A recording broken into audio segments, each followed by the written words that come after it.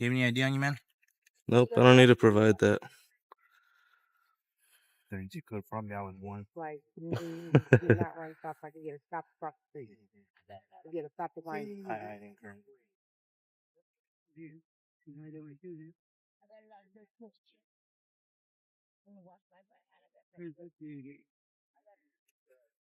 What's up, man? Did I commit a crime? Huh? Did I commit a crime?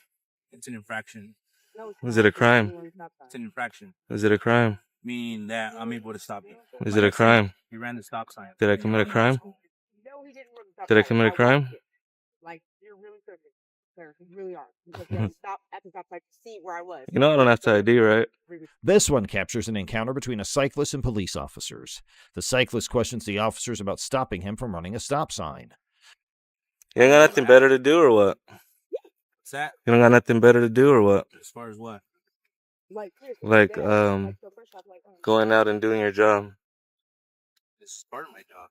This is serving the public? Yes. What are you doing right now? Making sure you don't drive, run the stop sign, and the vehicle hits you. Or causing that driver to swerve. And then. Oh, so you can't just come and tell me? You have to get my identification for that?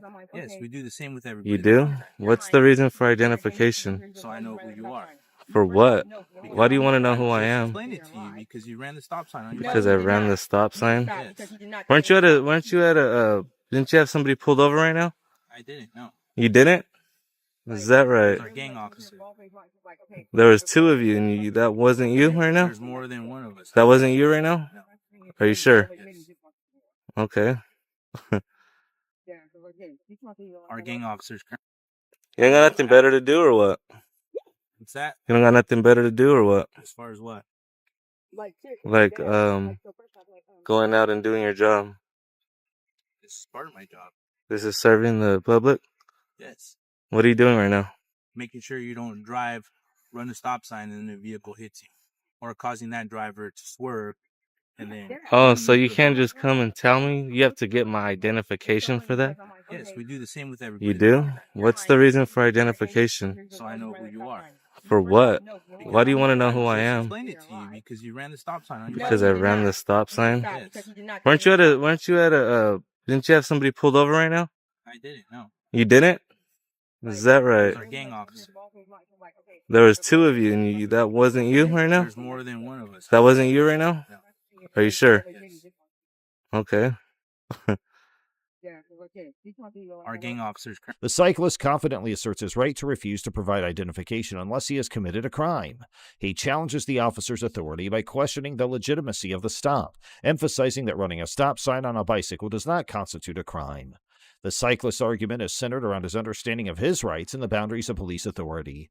By asserting his knowledge of the law, he attempts to establish a position of power and challenge the officer's actions. The person accuses the officers of having nothing better to do and questions their role in serving and protecting. The person requests a supervisor and expresses his intention to file a complaint against the officer.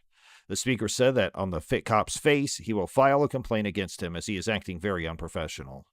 The person's continuously asking about the crime he has committed and why he is being detained. The cop has no clue about it but is following what his supervisor told him to do. The person being detained expresses doubts about the officer's lack of proper documentation or penal codes to justify their actions. The officers mention a possible reason for the stop, stating that the cyclist matches the description of a stolen bike. However, the bicyclist disputes the claim, vehemently asserting that his bicycle is not stolen and challenging the accuracy of the information provided by the officers. Yeah. But I didn't have to ID. Traffic Yeah. violation? I knew. I know. He really didn't. That's what I'm like. That's what I understand. Oh, I'm not going to argue about You're it. dismissed. Thank you. One of his reasons was because He's able to walk. You guys are both dismissed already. Stop that. Stop being No. Stop being a jerk. Man, do you have any other questions as far as... Stop being a jerk. Mm-mm. Don't talk smack after the No. This guy needs to know. I mean, what do you... Because he's going to come back to this. No, he can't come back. Just like I told you, he wasn't going to ID me. Like, it's true. Did he ID me? Like, that wasn't his initial reason in the first place. Exactly. Like, stop this bullshit. You didn't have a fucking reason. You had no reason. We're about to see the walk of shame. Stop that. You're a dick, dude. That's not safe. There it is, guys, the walk of shame. The cyclist adamantly argues that there have been other bikes in the area and expresses disbelief at the officer's claims. He repeatedly questions whether he is free to leave, seeking confirmation from the officers. Finally, they respond affirmatively, stating that he is indeed free to go. He zoomed the camera on the cop when he was walking away with embarrassment on his face and told the cop that he'll get famous on YouTube because of what he did in the park. Now we'll move to our next video. Hey, how you doing?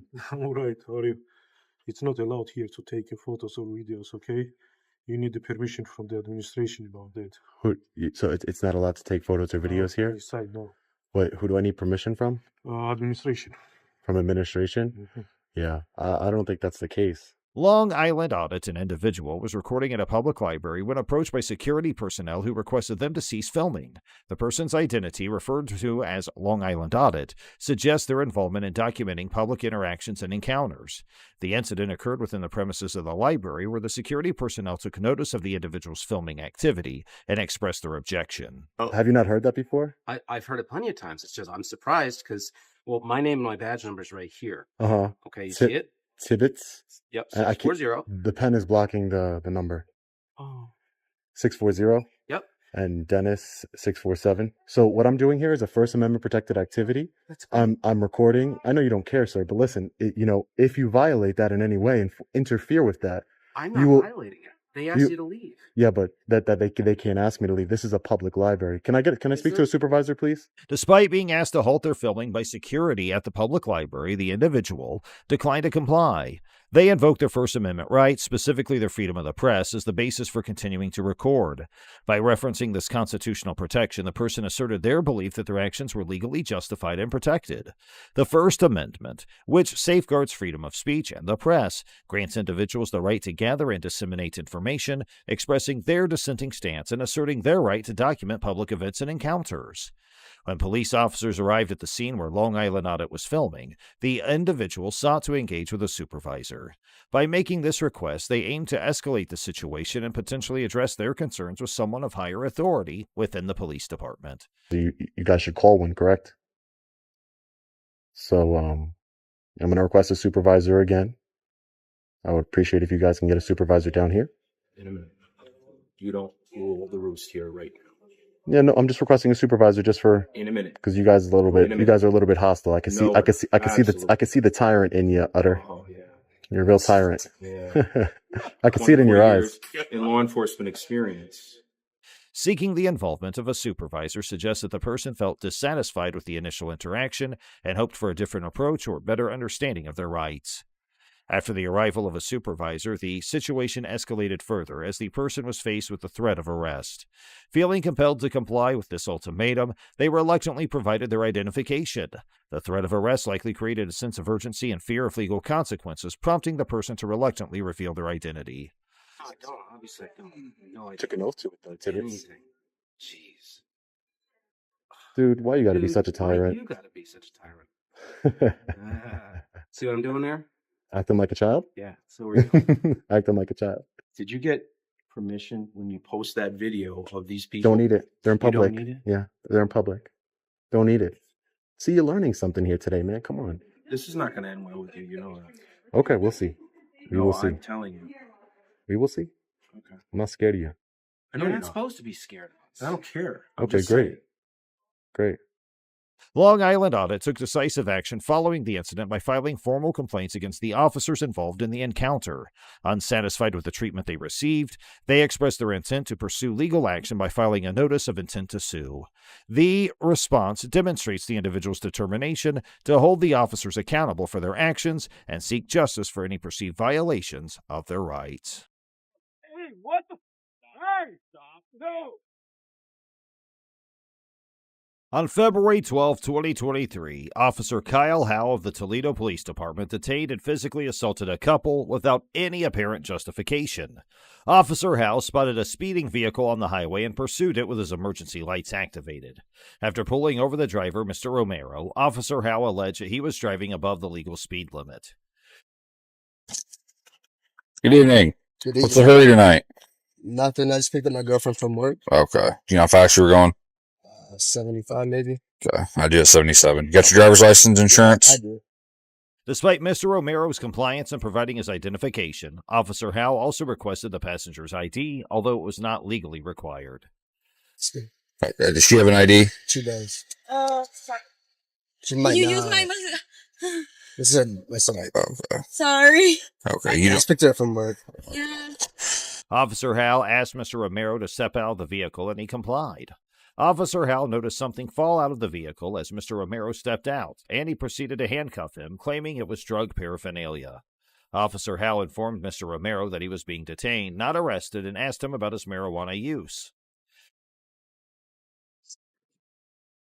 What's that, partner? I'm not sure what happened. Okay. I'm gonna say you turn up, put your hands behind your back for me, okay? Oh, really? Yeah.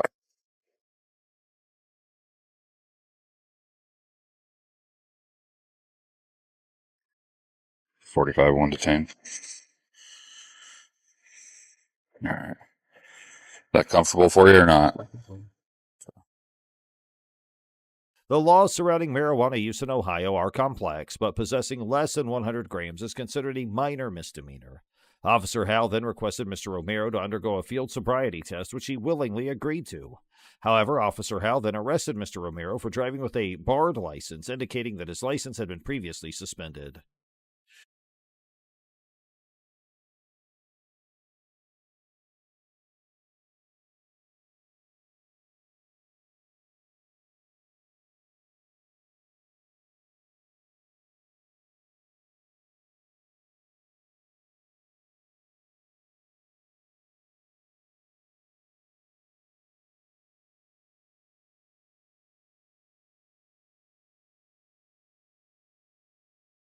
The situation escalated when Officer Howe aggressively grabbed Mr. Romero, slammed him onto the patrol vehicle's hood, and threw him to the ground despite no signs of resistance.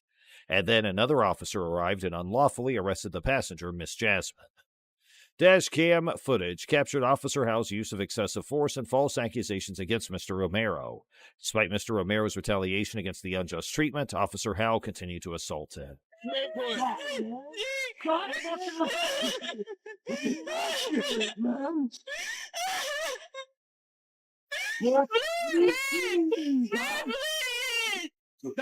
Pussy! Stop! Baby, please stop! Babe, please! Why are you following me like that? Miss Jasmine's arrest was also unjustified as she had not engaged in any wrongdoing. Both Mr. Romero and Miss Jasmine were ultimately arrested, but it is important to note that their violations of the law did not excuse the mistreatment they endured. Pulling away from me and trying to kick me into this. Why did you hit me and slam me on the ground that many times? Following an investigation into another incident involving Officer Howe, he resigned from the Toledo Police Department. The incident highlights concerns about the excessive use of force and the violation of individuals' rights during law enforcement encounters. In another incident, a driver who had committed no wrongdoing and violated no laws was pulled over by an officer who falsely claimed that the vehicle's tag was expired.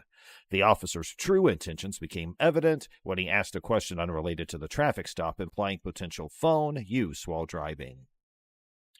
And another question, you just turned that on, right? Like, you didn't have that while you were driving? No, I just turned it on. Yeah. Despite the driver providing the necessary documents, the officer insisted that the expired tag was the driver's responsibility and proceeded to issue a ticket. Because it seems like a while, if the validation tag expired in December. The driver repeatedly explained that the vehicle was a rental and that the responsibility for the tag's validity rested with the rental company. Well, you call Enterprise. That's not my car. I don't know why you pulled me over. However, the officer remained ignorant and refused to acknowledge the driver's explanation. To confirm his innocence, the driver requested permission to inspect the license plate himself, which revealed that the officer's allegations were entirely false. In a revealing moment, the officer admitted to running the license plate before initiating the traffic stop, indicating possible racial profiling. That's Enterprise. You're the driver. No, that's not a problem. You call Enterprise. You're the driver. This admission exposed the officer's misconduct and further highlighted the unjust treatment faced by the driver. The incident exemplifies the officer's disregard for the truth and raises concerns about potential bias and abuse of power within law enforcement. See, you tell me the plate is expired. Can I go see? Oh, it's my mistake. No, that's your mistake. That is my mistake. Did you see because it's a black person? No, stop it, no. No, come on. That's I not didn't even see who was driving the car. Look at the plates here. Moving on to the next incident, a family was peacefully enjoying their time at a park when 2 police officers approached them without any apparent reason. Hi. What's up, guys? The man recording the encounter immediately exercised his rights and requested the officers to identify themselves, which they complied with by providing their names and badge number. How's it going? Who are you guys? Can you identify yourself, please? When asked why they approached the family, the officers claimed that the family was yelling and screaming, an allegation that holds no legal significance, especially considering they were in a public park. Please. 2301. And you, sir? Officer Weeks, Eagle Police Department. Oh. The family members calmly informed the officers that they were simply conversing and having a good time, emphasizing that their actions were not disrupting anyone else. However, the officers altered their allegations, now accusing the family of using profanity loudly, despite the fact that such behavior is not illegal. I guess they're just yelling and screaming. In response, the man recording the incident asserted his right to use profanity whenever he chose to do so. Recognizing that the officers had no valid reason for approaching them, But we're just here enjoying ourselves right now. We can talk. the family members started to dismiss their presence. They indicated that they would pretend as if the officers were not even there. So, my understanding, there's some cussing going on here. I cuss, There's a yeah. bunch of kids here, Yep. obviously. I don't think that's... They're playing over in the playground. Yeah, of course I cuss. I cuss anytime I want to cuss. So if you don't like it, like they don't like to hear what you want to say, then, I mean, you don't have to be here. Just as it seemed the officers would finally leave the family alone, another police officer arrived on the scene, prolonging their presence. The family members, realizing the officers' persistence in unnecessary drama, firmly requested them to vacate their space and leave them in peace. Although the officers seemed dissatisfied with the lack of disturbance from the family, they eventually departed, realizing their attempts to provoke a reaction had been unsuccessful. Oh no, I'm talking to my people right now. There's another one coming up right now. In this terrifying incident, a young woman named Taylor Brown was subjected to harassment and assault by over 6 police officers without any apparent reason. On February 9, 2023, 18-year-old college student Taylor Brown was at the Normal Police Department in Illinois for an interview regarding a fire that occurred at her residence earlier that day. Despite waiting for the detective for around 40 minutes, Brown expressed her fatigue and requested to leave. Okay, and we're going to seize your phone. Why? Because the fire's under investigation. I need to know what my... So you can hand me the phone, or I can take the phone. But I need to know what my phone's being... They're not telling me a reason why my phone's being... I just did. But you said it's under investigation, which I... So listen to me. The fire... That's her phone? So the fire is going to be under investigation, and your phone's going to be seized. Is Shay... Yes, everybody's phone's being seized.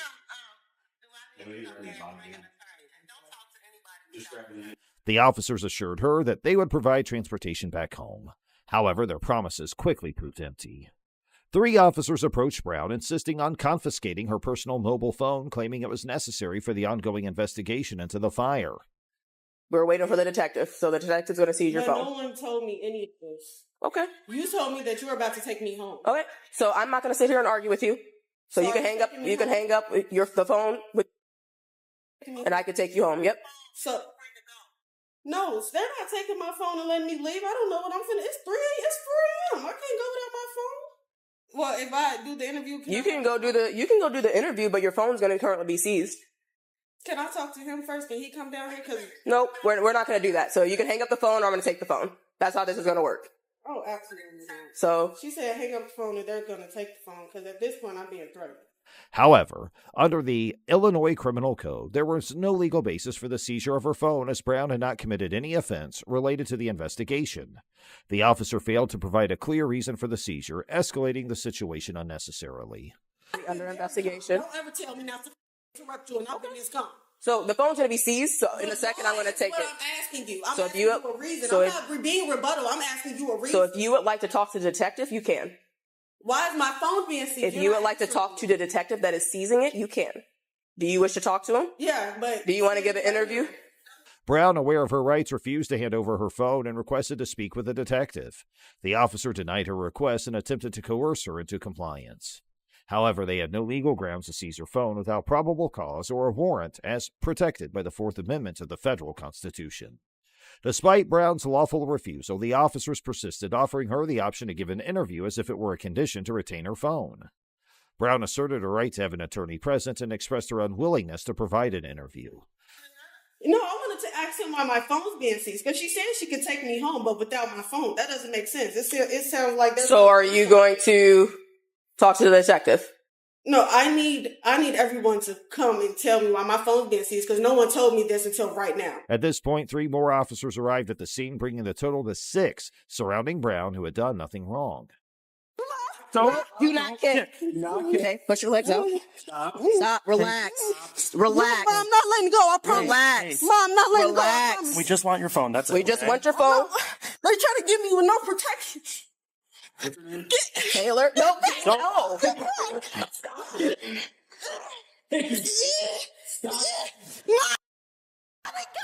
Stop kicking. Stop kicking. Mom, they trying to get me. Hey, Taylor, give me your hand. Give me your hand. Give me your hand. Give me your hand. Taylor, Turn her to this way toward me. give me. Roll. Give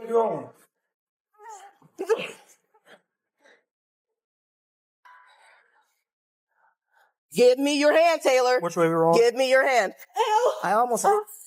I'm going to keep doing the pressure point until you let go. Let go. Stop his hand. Release your hand. During the altercation, the officers forcibly attempted to take Brown's phone from her, leading to a physical struggle. One officer used pressure tactics near Brown's collarbone to gain compliance, despite her lack of criminal behavior. I'm filing the case as soon as I get off this floor. Let me move. You all have no right. I came down here willingly because you're a black woman. Get up. Okay. Hold on. I want you to think about how you're doing another black woman. Okay. Where you go to Relax. Relax. You just put me in handcuffs and I came down here willingly. Can you up here? Double lock. Hold on. Let me I tighten them up. came down here willingly. And y'all just okay with this. All of y'all. And you a black woman. You are a black African American woman. All right. Is that our property? Oh, that one's mine. Where's the phone at? You're black. Look at it. All right. We're going this way. They're white. I expect it from them. You're black, dude. Okay. You also kicked me in the head, so. You also, I came down here willingly because I trusted you. And look at what you're doing. Are you willing to provide a statement or no? The use of force by the officers was excessive and unjustified, considering that Brown had not committed any offense.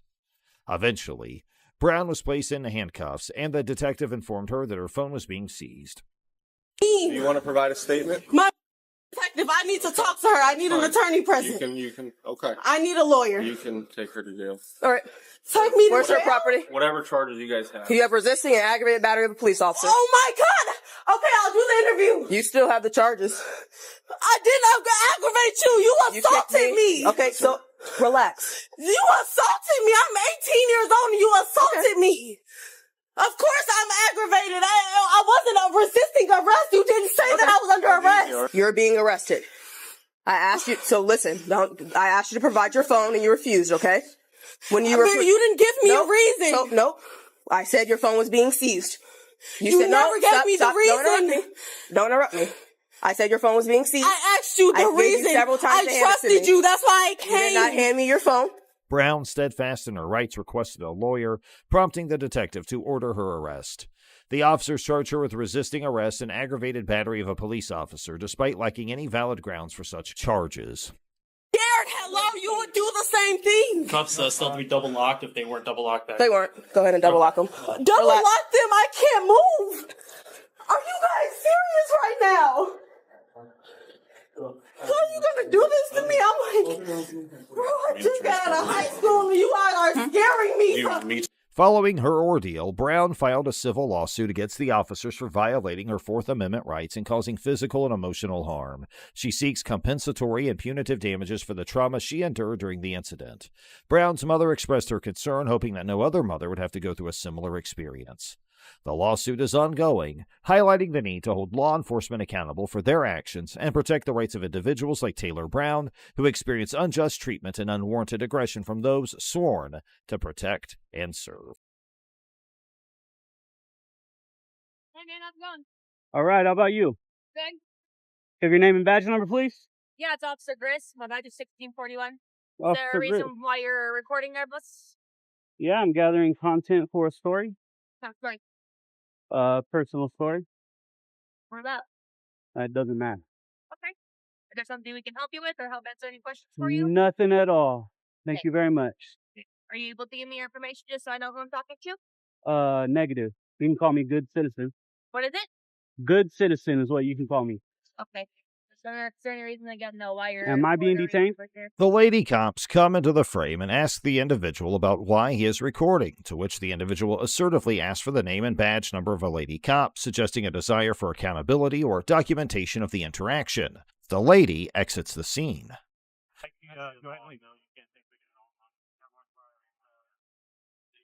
I know I'm not on state grounds, though. You are. If you go on the other side of the south side, you're more welcome to do that. This is actually a public thoroughfare, So I'd right? like you If to I go on was the other side of if the I was stop coming to sign. visit somebody, I could just drive in here, right? Correct, but on the other side of the stop sign, you're more welcome to do that.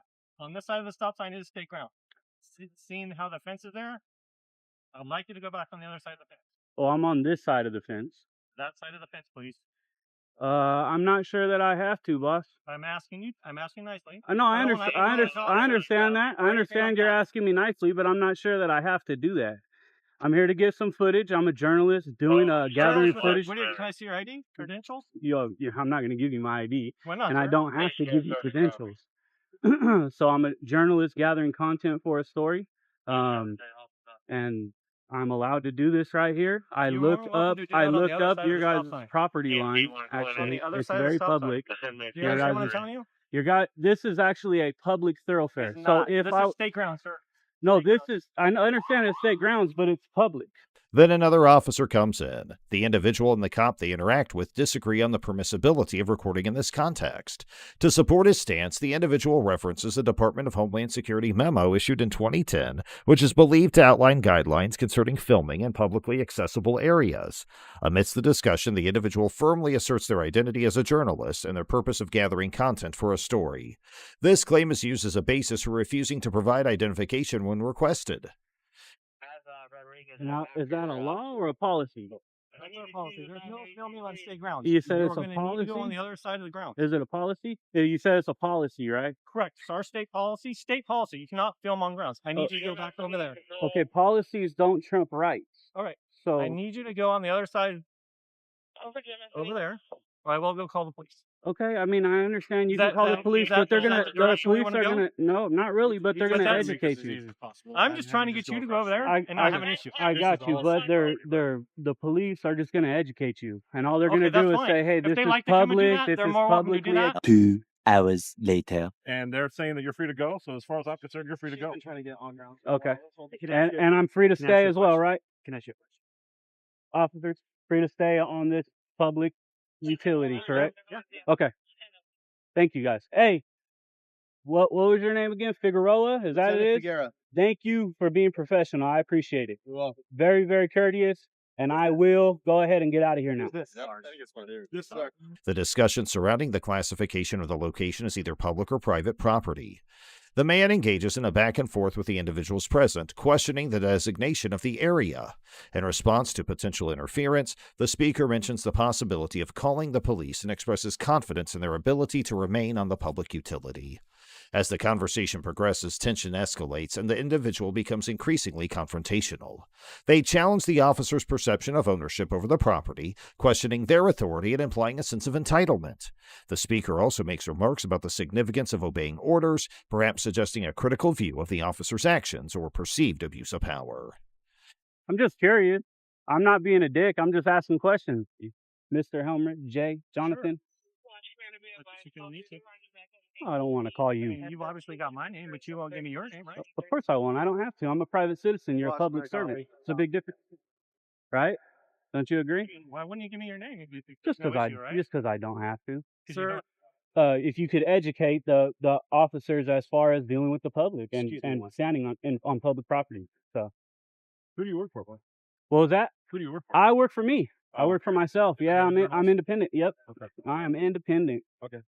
You got Yep. the footage you needed? Yeah, I'm done now. Okay. I'm Is there done anything now. you need from him? Nope, he has the information. Contact our public information officer. So I am requesting that you leave our grounds now. Okay, this is public. Look, we got that straight, right? I'm in public. You get more welcome. Now to I cross might the street. stay here for another hour. I mean, you can take a picture of me. I'm That's gonna fine. try. That's okay. That's your right, officer, to do that. What's your name, sir? Yeah. I'm not gonna give you my name. Is there a reason you don't want I to do just don't give my name out. Are you wanted by the law? No. Are you wanted by the law? I'm wanted to do my job. You got anything on you you're not supposed to have? No, everything is perfectly legal. Except The speaker engages in a back and forth with the individuals present, questioning the designation of the area. In response to potential interference, the speaker mentions the possibility of calling the police and expresses confidence on their ability to remain on the public utility. As the conversation progresses, tension escalates, and the speaker becomes increasingly confrontational. They challenge the officer's perception of ownership over the property, questioning their authority and implying a sense of entitlement. The individual mentions being independent and concludes the interaction by stating they're done filming. The individual comments on the desecration of the U.S. flag on an officer's uniform and criticizes their attitude about it. In this case, a Good Samaritan's act of helping a crash victim resulted in his arrest by a police officer, leading to a significant lawsuit settlement. On September 22, 2019, Preston Sal and his companions came across an injured man trapped under a crashed motorcycle in Loveland, California. Mr. Sal and others rushed to assist the victim while emergency services were called. Officer Paul Ash from the Loveland Police Department arrived on the scene and began questioning Mr. Sal about the incident. Although Mr. Sal cooperated and provided information, Officer Ash insisted on further questioning and asked him to step away from the scene. However, Mr. Sal exercised his right to remain silent and refused to speak to Officer Ash as he was not a witness to the incident. Officer Ash, without legal authority, threatened Mr. Sal with arrest for obstruction if he continued to refuse. Under Colorado law, Mr. Sal's actions did not constitute obstruction. Where is the bike at? Bike's parked down on the side. Yeah, the blue one there. Officer Ash proceeded to forcefully restrain Mr. Sal, leading to physical altercation resulting in severe injuries, including a dislocated shoulder, a fractured collarbone, and a torn rotator cuff. Despite knowing that Mr. Sal had no involvement in moving the motorcycle, Officer Ash still insisted on questioning and arresting him. Okay, you might come and talk to me? I don't know what happened. Well, you pulled the bike I'm not off talking him. to nobody. Really? These guys saw what happened. I did not. If you're not talking to anybody, you can leave. Well, you can leave. You're dismissed. We can't leave. We can't leave. I'm not leaving. Okay, then come and talk to me. No, I'm not going to come talk to you. After the incident, Officer Ash's body camera footage revealed that another bystander had moved the motorcycle. I'm not going to come talk to you. Police officer, man. I know. Did you pull the bike? Did you pull the bike off him? Okay, Did you pull the bike off him? I did not. Okay. So you just told me you did. Nothing to do with me. Okay, you're free to leave. Yeah, you're free to leave. Confirming Mr. Sal's innocence. Paramedics on the scene examined Mr. Sal and recommended his immediate transfer to the hospital. He later underwent shoulder replacement surgery and experienced persistent pain. What's his name? Preston. Preston what? You got an ID on your boss? I'm gonna need an ID now. Okay. 177. I got an uncooperative witness. Come on over here. Right. I need to talk to you. Constitutional right. No, I need to talk to you. I don't want to talk to you. You have to talk I don't want to to talk. No, I don't. Following the incident, Mr. Sal filed a lawsuit against the officers involved, alleging violations of his constitutional rights. The city of Loveland acknowledged that Officer Ash had violated department policies, but did not disclose any disciplinary actions taken against the officers. I don't have to talk to anybody. Okay, either you're going to sit here and talk to me, we'll just have a short conversation, No. or I'm going to arrest you for obstruction. No, you're not. I'm not obstructing You anything. are. You're right here. Okay. I'm not obstructing that. Sir, yourself, you need to talk to me. I don't need to talk to you. I'm not obstructing You anything. are under arrest for obstruction. I'm and not for obstructing. resisting. I want to talk to your fucking supervisor. You're here? Yeah. I need statements from the guy in the blue plaid shirt. Okay. The guy in the black Eagles thing. Okay. He was the one who moved his bike over there, or was moving Yeah, it. the Eagles jersey moved it over there? Yep. Okay. The ambulance ain't taking me? Nope. Since you're in custody, you're going to go with me. Okay? Well, I don't know why I'm in custody, but... So here's what we're going to do, okay? I'm not going anywhere. Perfect. So let me explain to you what we're going to do, okay? It's all good, man. My shoulder's fucked up. There's no reason to be slammed in the tunnel. That's all I know. So let me explain to you what we're going to do, okay? It's all good, man. My shoulder's fucked up. There's no reason to be slammed in the tunnel. That's all I know.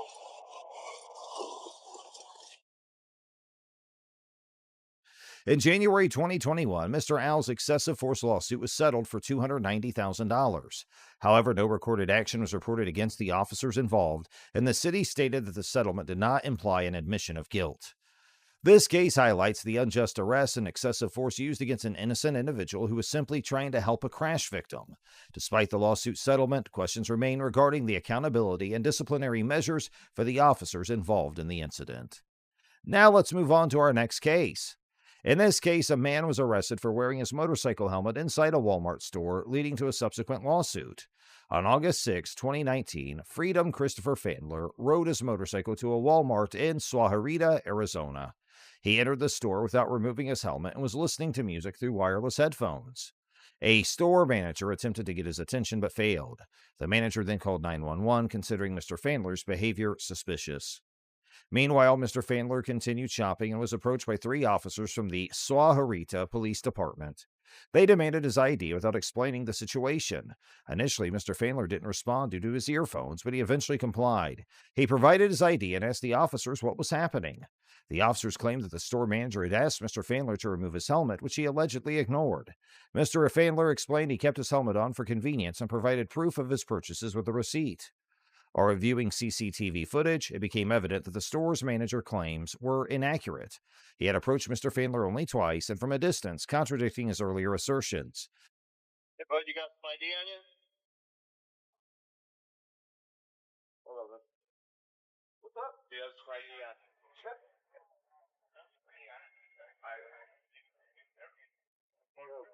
Nevertheless, Officer John George confronted Mr. Fandler in an unnecessary aggressive manner, threatening him and violating his First Amendment right to free speech. Yeah, management said ask you to take your helmet off while you're walking around in the store and you're just ignoring them. What are you talking about, man? Dude, do me a favor, take your helmet off. You're not going to speak with us with your helmet on. Okay. Take your helmet off. Oh. Yeah, it's music playing. Sorry? That's music playing because someone's trying to talk to you. Would you make a purchase? Yeah. I bought I'm shopping everything, man. Yeah. Mr. Fandler chose to remain silent after Officer George's behavior. So he said that he had music playing in his helmet. I walked right up to this, like I'm talking to you right now. Stood right there. Okay. So did you see the manager basically walk up right to your face and ask you to take off your helmet? How did you not see that? I saw him talking, but he's got a headset on. I'm standing right next to you. Right next to you. I came up and I said, sir, I thought you were going this way. I didn't hear you. I said, stop. I followed you halfway throughout the store. Stop. Let me ask you something. What's the purpose of keeping the helmet on? It's just faster to get to work, man. Like I said, I'm on my way to work. Where do you work at? Work at Jim Click. Right Okay. there. So you walked through the store. What'd you buy? I bought sandwich, a Gatorade, 2 peaches, a scrubber, 4 pens, and a toothbrush. Despite his silence, the officers and store manager continued questioning Mr. Fandler. Eventually, the officers arrested him for disorderly conduct, and he was detained for over 17 hours before the charges were dropped. So you keep the helmet on, you walk around, yeah, I do that grab at all this Safeway, stuff. I go to the other Safeway, I go Fry's. Except for when I go to the bank, I've never had any issues where it was like take it off or a sign saying that you need to have it off. And like I said, that's why the manager asked you to take it off. Like I said, I didn't hear him. I had music playing throughout the street. You didn't see him standing right in front of you. I saw you there, and then I saw you talk.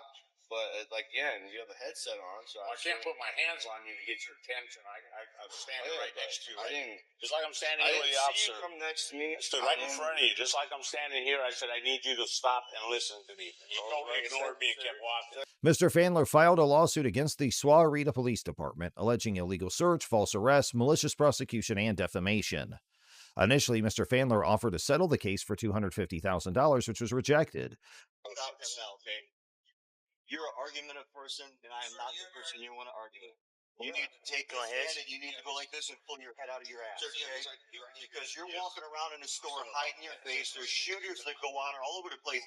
This man comes up to you and you want to play. You got a little Senna headpiece going on that you can't stop. You need to listen to learn, not listen to reply. You need to turn that little switch off in your brain that you want to run your mouth and argue every time somebody tells you something. Because this is disturbing the peace. You can go to jail and not go to work. So what's the choice you're going to make, hardhead? The town of Sahuarita and the police department denied any wrongdoing and planned to dismiss the lawsuit. You going to quit walking around businesses with a helmet on, staring the hell out of people to where you got massive cops all over the place, rifles outside waiting for a shooter to come out? Laugh. But that's where we're at. So pull your head out of your ass and quit arguing every time somebody tells you something. I'm telling you, look at what you're doing. You keep wanting to argue with me. I'm not the guy you want to argue with. Wasn't trying to argue. That's why you keep talking. Stop talking.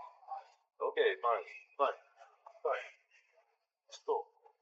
Officer George was later fired for unrelated reasons. However, Mr. Fandler's attorney refiled the lawsuit, aiming to obtain justice and rectify this practice. I was going to see if they want to trespass. Yeah, I do want to trespass. I don't want that. Okay, so officially being trespassed from the store, don't come back to Walmart. Come back to Walmart, manager, anyone sees you, you get arrested for that. How many times did you ask him to leave? At least 5. It's like he's ignoring you. I walk half the store with him, following him right to his side to ask him. I told many times that officers are coming out. They just can't walk on. I would say so. That's in that situation. Why not? So, especially if it's current behavior. You're asking about all who leaves the store 5 or 6 times. Walk right next to him, just like we're watching right now. You're under arrest for trespassing. You were told to leave the store, and you didn't want to go. Take my jacket off? Nope, I want you to leave your jacket out. As of the present, the outcome of the lawsuit is still pending. The case highlights the infringement of Mr. Fandler's rights and the potential consequences of false arrest based on misunderstandings.